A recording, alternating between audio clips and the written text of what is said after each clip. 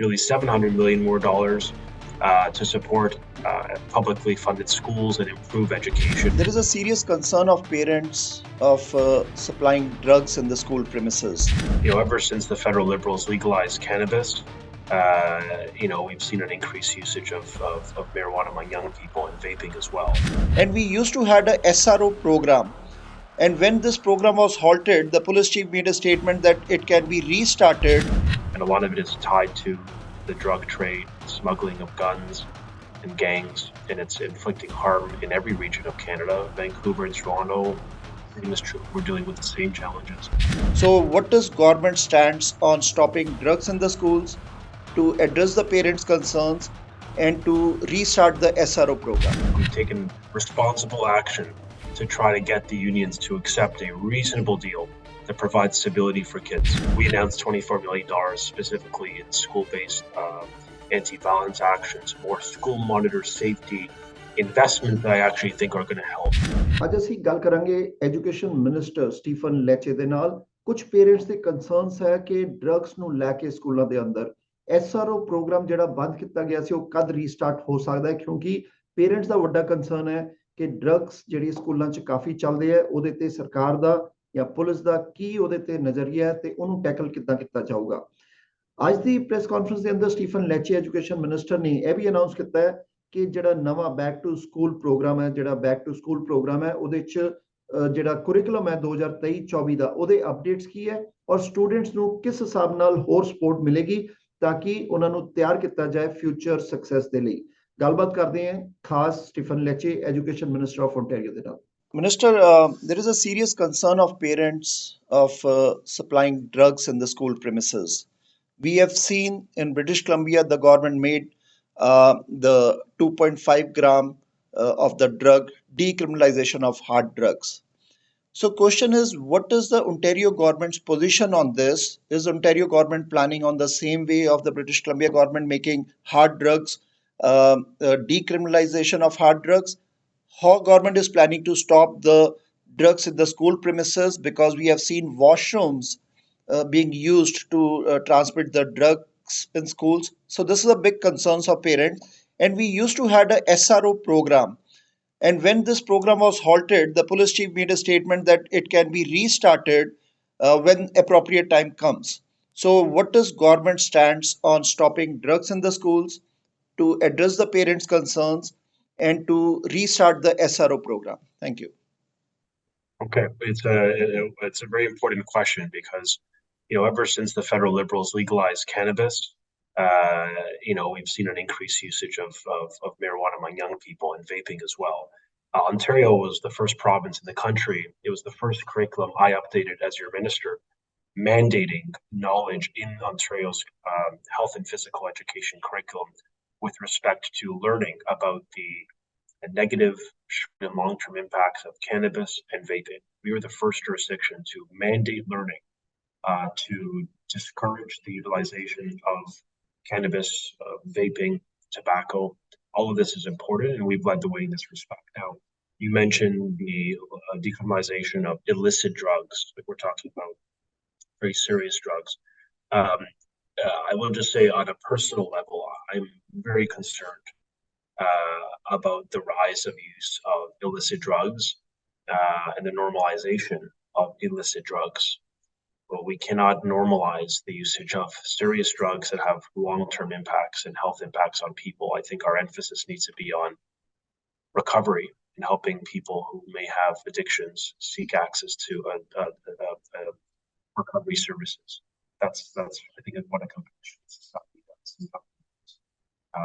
But with that said, that's a decision ultimately for the government, for the Minister of Health and others, and I will certainly raise this question and issue with her as well, because I know there's a serious level of concern about the rise of violence, and a lot of it is tied to the drug trade, smuggling of guns and gangs, and it's inflicting harm in every region of Canada. Vancouver and Toronto, same is true. We're dealing with the same challenges, and we need a response by the federal government, first off, to help eliminate the illegal drug smuggling and drugs and guns at our borders.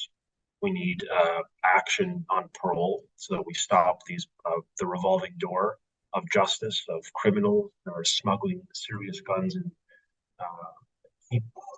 people, human trafficking, drugs, guns, gangs, all these serious things. We need them to be held to account and put behind bars, not released back on our streets. We need real serious bail reform and accountability for criminals, serious criminals. And finally, with respect to the school system, which is, we're a casualty of that. Minister, you're just cutting out a little bit again.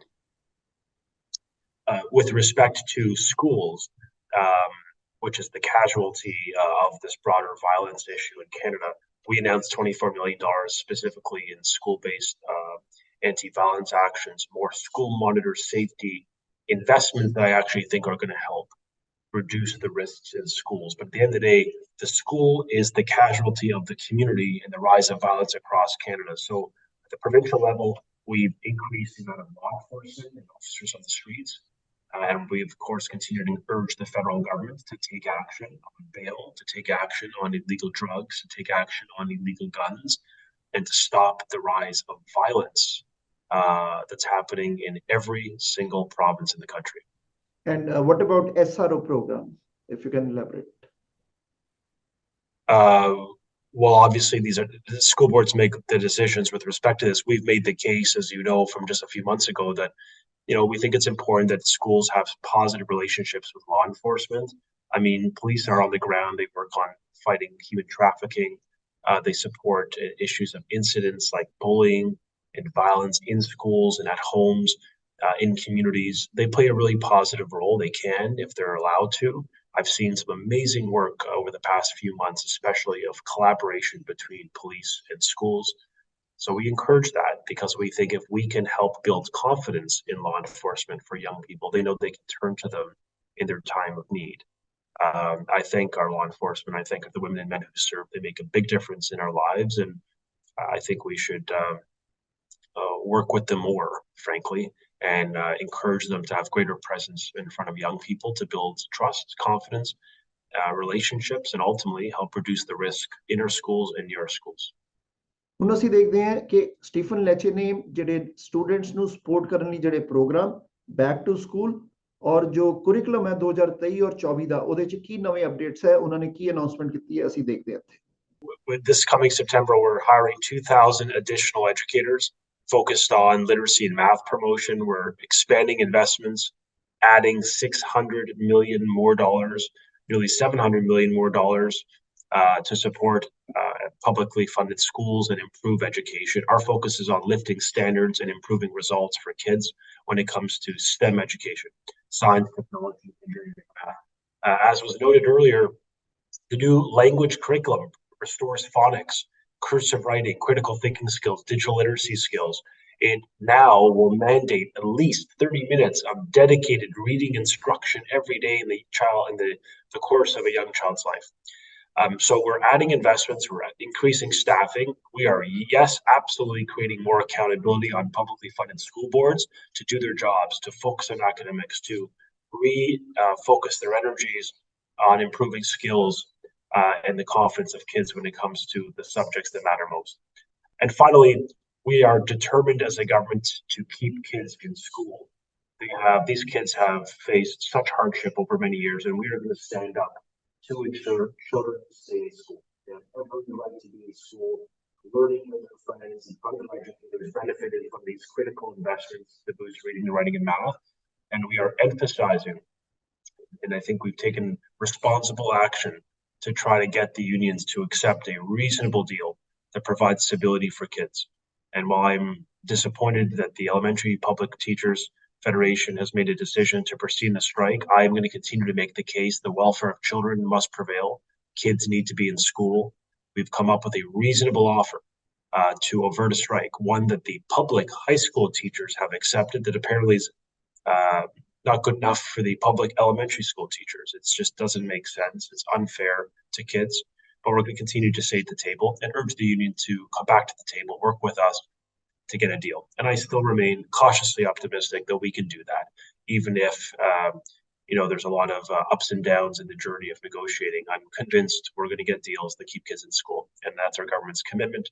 and we hope the union will align themselves with that priority on stability, because kids need it for their mental and physical health and academic success.